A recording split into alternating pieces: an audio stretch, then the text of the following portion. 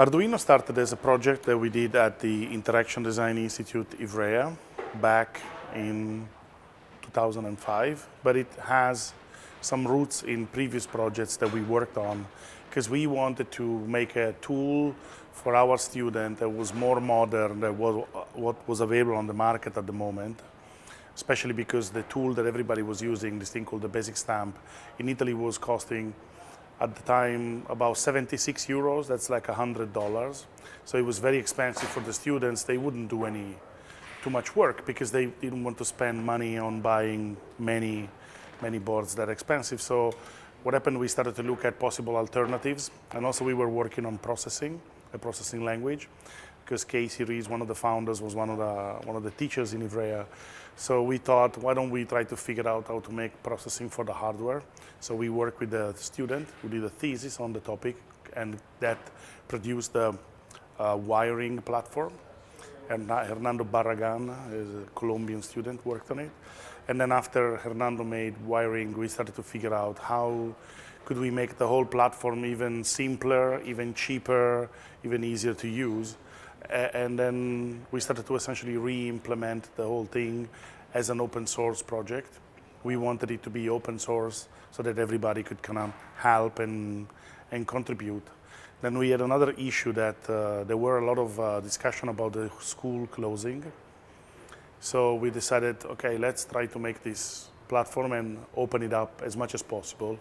Entonces pasamos de discutir lo que nos gustaría tener a discutir cómo hacerlo. Y el momento que empezamos a discutir cómo hacerlo, Máximo había hecho algunos experimentos con una tecnología, yo había hecho experimentos con una tecnología diferente, discutimos sobre qué era lo mejor y decidí, por mi parte, probar la tecnología que tenía Máximo, porque era mejor desde un punto de vista de la compatibilidad con diferentes sistemas operativos. Revisé el hardware, encontré un par de bugs, lo arreglamos y bueno, ya nos pusimos a hacer placas. Es decir, el proceso desde el momento que empezamos a trabajar en serio a tener una placa fue un proceso de 2 días y el resto fue ya software. While I was kind of in the middle of this, I met with David Quartielles, who started to sort of help me in the project and became a major contributor, and then together we kind of made the first Arduino hardware. Then we had David Mellis joining as a student to write the software. Then Tom came in as an advisor, and finally then Gianluca came in as the person who was able to manufacture the board itself. So that's how the team kind of formed, by adding people by the skills.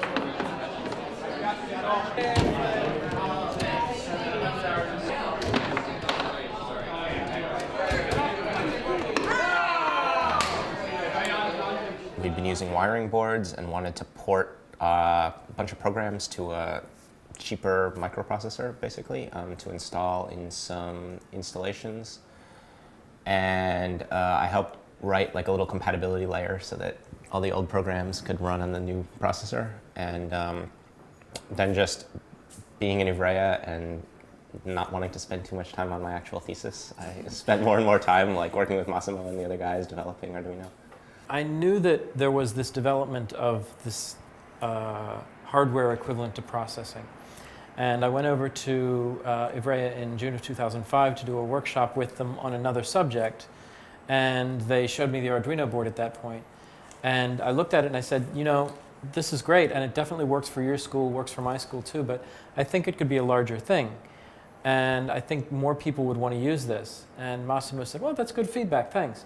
And then I went back to the States, and a couple weeks later they wrote to me and said, you know, we want to go further with this, and we want to try and get it to the larger world. Do you want to join us as part of the team? And I said, yeah. And it was just, for me, it was a case that this is a tool that I could see using myself, and therefore I could believe in actually helping to get it out to a wider world.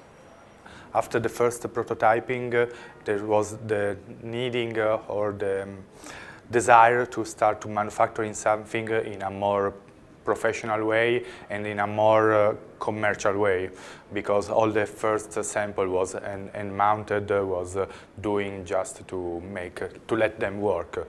After Massimo and David decided and understood the prototype was working, they needed to make a bigger batch. So we decided to work on 200 units, and I made a little redesign, a little design for manufacturing in order to produce them.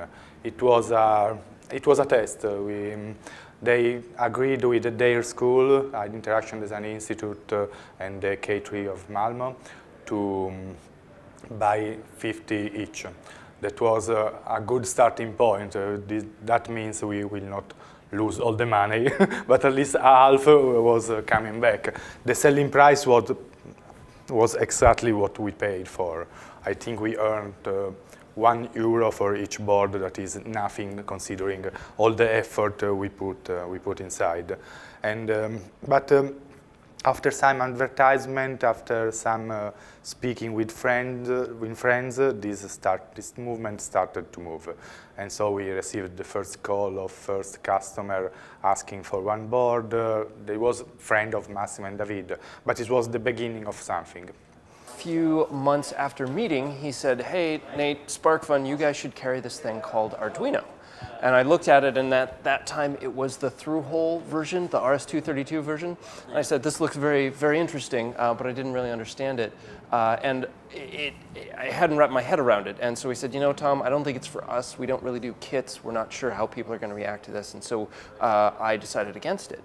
It was a few months later, 6-7 months later, that Arduino came out with the full USB version and fully assembled and tested and ready to go. And Tom, again, came to us and said, "Hey, SparkFun, you should really carry this."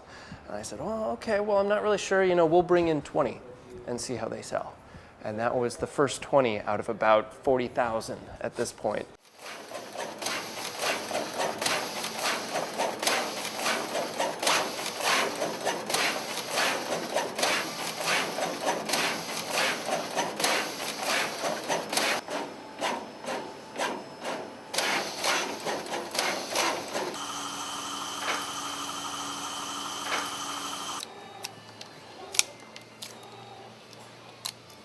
La primera vez que escuchamos oír hablar de Arduino fue a David Cuartielles en una actividad que se llamaba los Jueves de Media Lab, que fue de hecho fue la primera sesión de esa actividad que seguimos haciendo.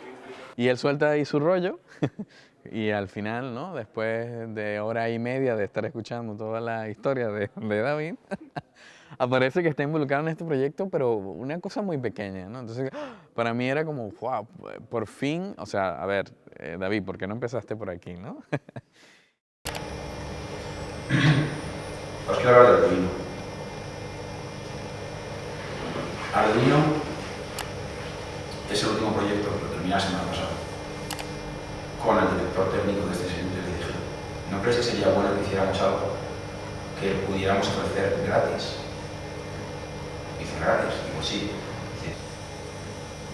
Y a partir de entonces, bueno, pues también a través de Gustavo y de seguir el contacto con David, pues organizamos un taller de Arduino en octubre de 2005, que creo que fue uno de los primeros talleres, si no el primer taller que se organizó de Arduino. El último día David propuso hacer pequeños prototipos, se llamaba "Trae tus cacharros viejos y hagamos algo con ellos". Y de ahí surgieron proyectos que fueron muy interesantes, entonces la gente continuó haciendo pequeños instrumentos electrónicos, pequeños robots. Ahora ya está arreglado. Well, let's see. At the time, I was senior editor at Make. Make was only a couple years old, and I had heard about this Arduino project, and I saw it online, and I said, wow, a lot of people are starting to talk about this. I should check it out. And I got one of the boards, and I said, wow, this is fantastic. Beginners are going to love this. It runs on Mac, it runs on PC, it runs on Linux. This is exactly what everyone wants. At the time, a lot of people were using basic stamps, they were using all sorts of microcontrollers, and I come from using design tools like Flash and processing, and I'm like, oh, this is perfect. Exactly what I think everyone's going to want. And this was in the beginning of when Make was starting to have a store. And so it took a little while, and it's very hard to do international money transfers. Basically, we started selling Arduinos and Make right away. And then later on, when I started working with Lamore, who's part of Adafruit, she's the founder, we also said right away, this is a fantastic tool for getting people doing the things that they want to do with electronics, not necessarily learning everything first, but getting the application done. Like I want my dress to blink. Very hard to do if you just wanted to learn electronics. With an Arduino, you can get that done in a few minutes.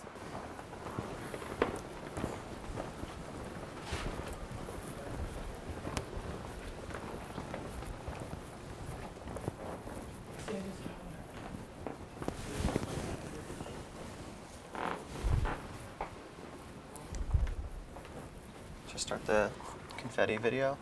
Yeah. Maybe. So this is sort of our demo bay where we have a number of our projects set up. And this was a project we did for a single night event that used Arduino as sensors. And we have it set up here.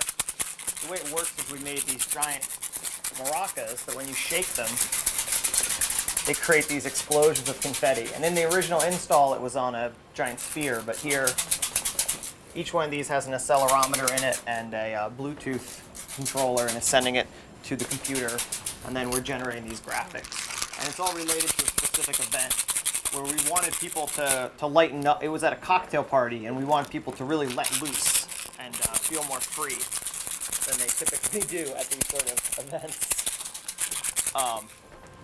And maybe we should show you quickly the Luminode project over here.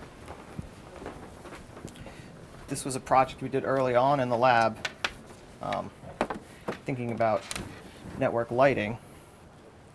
And the way it works is there's sort of a family of lights, and the main light here, you pick it up and you can sort of tune a color by twisting it. It'll set the color, and then these others are the sort of the children. As you sort of play with them, they'll all start to come into sync. So we're really interested in these social relationships that people create through technology. So in this case, it was sort of syncing a number of people up who are all using the same thing. And then we sort of extended it out to use architectural scale lighting and off-the-shelf lighting equipment. The very first thing I tried to do with an Arduino was run a 3D printer on an Arduino, which I probably should have started out with something simpler because it was really difficult. And I didn't know anything about electronics. It was just like stumbling blindly and trying to get it to work. But eventually I got it to work, and now we sell these MakerBot 3D printers, which actually run on, there's multiple Arduinos in the machine. So this is a 3D printer, and what that means is it takes a 3D model from, you can download one from the internet or design it yourself, or scan in a 3D model of an object, and then it prints with plastic. So this right here is a filament. And so what happens is this plastic gets slowly pulled down into the extruder head here. And when it's done, you'll get a real object that is exactly what you wanted. So you have a digital file that you give it, and you basically say, make me one of these. And so you hit print, and then this machine will make it for you. So it'll make 1 or 100 or 1,000 of them if you want. And which is great because there's all sorts of cool open source things that this will make for you. So you don't need to have a laser cutter or a PCB fabrication thing to really participate in open source hardware. You can just design something, this will sit on your desk and print you out stuff. So it's one of the things I really like about this is that this allows you to apply the idea of open source hardware to things that are very, very basic that you would not otherwise consider to be open source hardware. So we have there's an open source whistle, for example. There's an open source bottle opener. Over here on the wall, we have, right here, there's an open source coat hook. So we have a coat hook. This is open source hardware. There's a file on the internet you can download, and if you have a 3D printer, you can print out as many coat hooks as you want, and you don't have to pay anybody anything. If you want a bigger coat hook, you can make it bigger. And it's just this wonderful idea that we can apply this idea of open source to all of these common everyday things that we use in our life. Like what we're trying to do is open source everything. Would sort of kind of been a crazy idea 10 years ago, are now actually, there's a path that we can take to get there. And people are starting to take it seriously. Open source hardware is a fantastic way to make sure other people can look at your designs and improve them. Open source hardware is a fantastic way, so you don't have to answer emails, people asking can they necessarily use something. You've put the license out there. You've said open source hardware for us means you could take our stuff, you could do whatever you want with it. You just have to do the same thing we did. Release it back, allow other people to do whatever they want with, and they can sell it as long as all the attribution, all the credits, all the things that you've requested are respected. And so far it's worked out great. If you look at Linux, it's a perfect example. If you look at Apache, all these things that run the web, it's all open source. If you had to pay someone or talk to someone or license something every time you wanted to put up a website, we wouldn't have the fantastic world of information sharing we do. So I look at Arduino as a physical representation of all the great things you got with open source software, but now it's starting to happen in hardware. We will hit a level where people will be creating hardware in the same way that people were creating books after movable type became cheap and easy to replicate. And I really think that that's the level of the open source hardware revolution, is we are looking at something like a Gutenberg event where movable type will change how people read, write, and share information. And only in this case, it will be how we create and use physical objects. The idea behind having control over these physical objects and being able to manipulate them at will and not be afraid to take them apart, to see what's inside, to really know everything that's going on.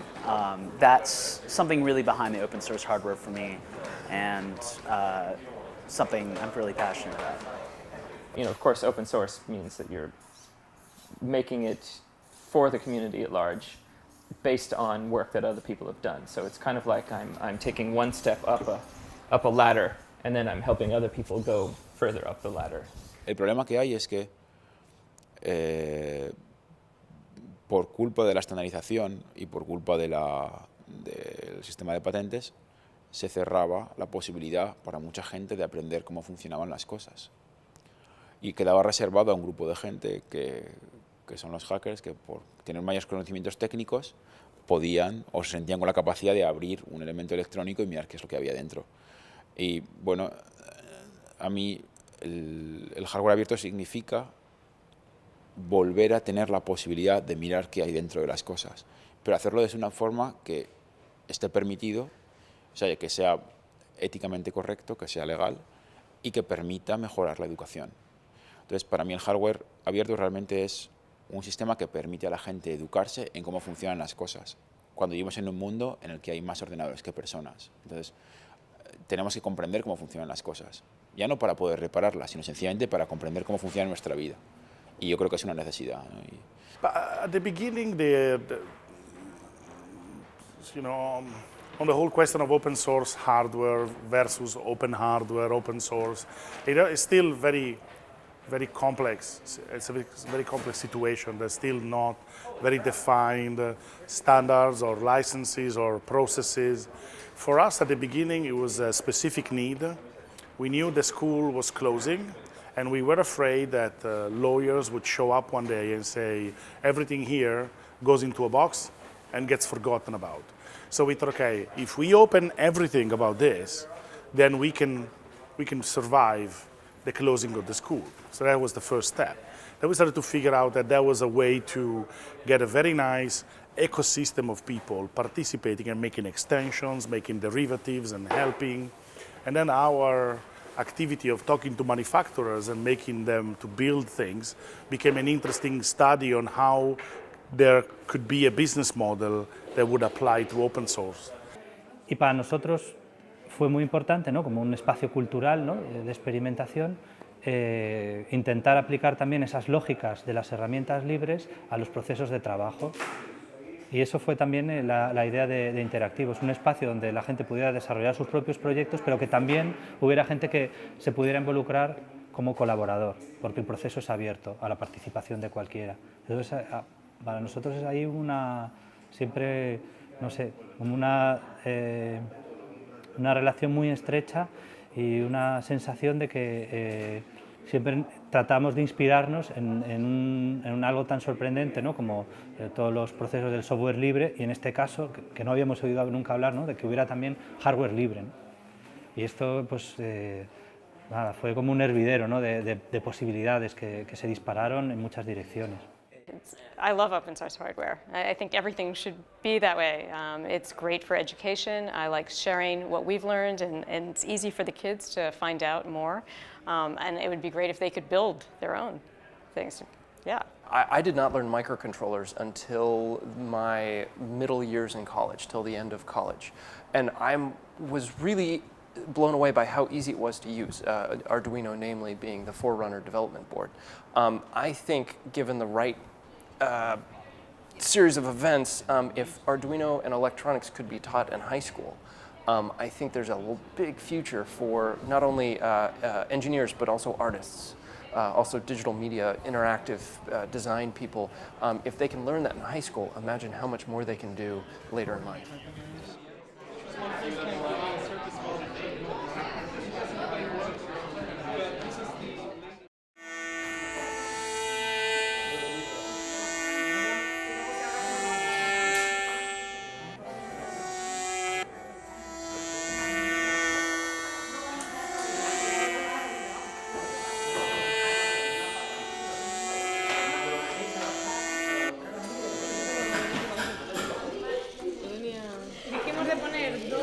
Cuando el Arduino le manda la señal, el Arduino controla exactamente lo mismo que harían estos dos pulsadores. Esto está hecho para grabar y reproducir tocando los botones a mano. Pero si le colocas unos optoacopladores, estos dos de aquí, desde la controladora, puedes puentear el pulsador y activar el pulsador con una señal eléctrica que salga de la controladora, desde la programación. Entonces, por eso el Arduino es tan potente, porque puedes controlar cualquier cacharrillo que funcione con pulsadores. Es una herramienta fantástica para que los chavales de esta edad tengan un contacto con un montón de realidades que viven. O sea, primero para que aprendan que hay otro lado, aparte del lado de consumidor y de usar el mando a distancia con los electrodomésticos, que hay una forma de conocerlos por dentro y de tener el control otra vez, ¿no? Porque estos chicos ahora mismo todos tienen un montón de cacharrería que apenas saben cómo funciona. Con el Arduino puedes destripar un poquito cómo funcionan las cosas y por lo menos mostrar algunos esquemas que a ellos les permitan tener una cierta visión del mundo tecnológico que va a haber alrededor. Y luego es muy divertido. Es muy divertida y sirve para enseñar electrónica, sirve para enseñar a pensar, sirve para enseñar a tener proyectos a medio plazo y trabajar en equipo, para participar en una comunidad, documentarse. The potential for students when they're just learning how to use the computer to learn how to make things with computers, to me that's powerful, and what that would actually mean long term for students with only $50 to be able to plug something into their computer and make something with it over and over and over again and iterate it and share it, and the type of creative community that can engender in young people, to me, I think that's going to change everything, and really excited to see what happens as it develops.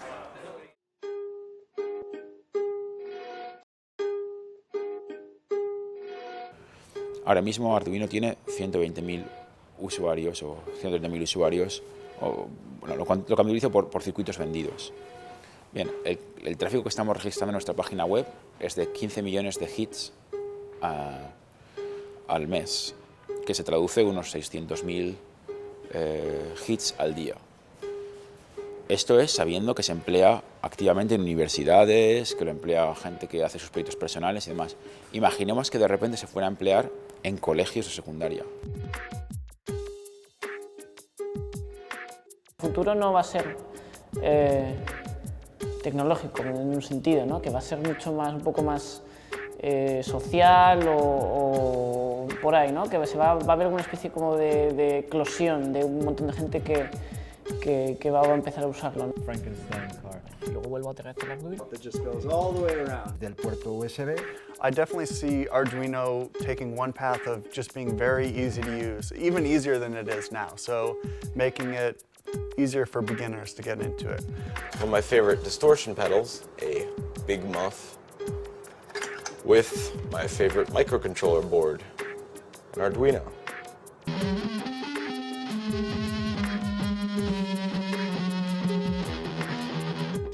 Se multiplicaría la base de usuarios por 10 o por 20.